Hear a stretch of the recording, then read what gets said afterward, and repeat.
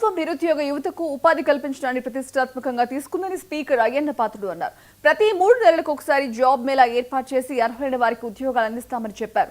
అనకాపల్లి జిల్లా నర్సీపట్నంలోని మెప్మా ఆధ్వర్యంలో ఏర్పాటు చేసిన జాబ్ మేళాలో ఆయన మాట్లాడారు. ఇక ఈ జాబ్ మేళాకు 18 ప్రముఖ కంపెనీల ప్రతినిధులు హాజరయ్యారు. ఏం పని చేస్తున్నారు అమ్మాయిలు అని చెప్పి ఆటోమేటిక్ ఇన్ఫర్మేషన్ ఇచ్చేస్తుంటారు. గవర్నమెంట్ అలా కాదు, సెలక్షన్ ఉంటుంది. ప్రైవేట్ కంపెనీ సెలక్షన్ ఉండదు, పనిని చూసి ఇస్తుంటారు. అంటే మీరు అందరూ కూడా జాబులు వస్తే వదలదమ్మా, కనీసం మీ ఖర్చులుగానే ఉండాలి కదా. తల్లిదండ్రులు ఇబ్బంది పెట్టి మీ ఖర్చులుగానే ఉండాలి కదా. తల్లిదండ్రులు మీరు ఆధారపడకుండా ఇబ్బంది పెట్టుకుంటే ఖర్చు ఉండాలి కదా.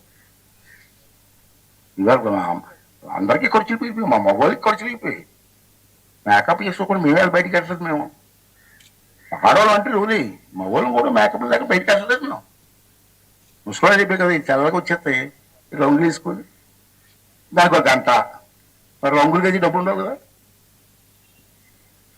ఇవన్నీ అవసరాలు ఎక్కువే మనకి.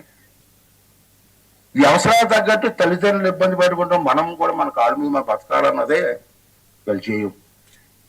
మీరు ట్రైనింగ్ అవ్వాలా, మీరు బతకాలా, ఈ బ్రతుకుతో కుటుంబానికి ఆధారపడాలన్నది ఈ training. AP deputy CM Pawan Kalyan తో తెలంగాణ హైడ్రో కమిషనర్ రంగనాథ్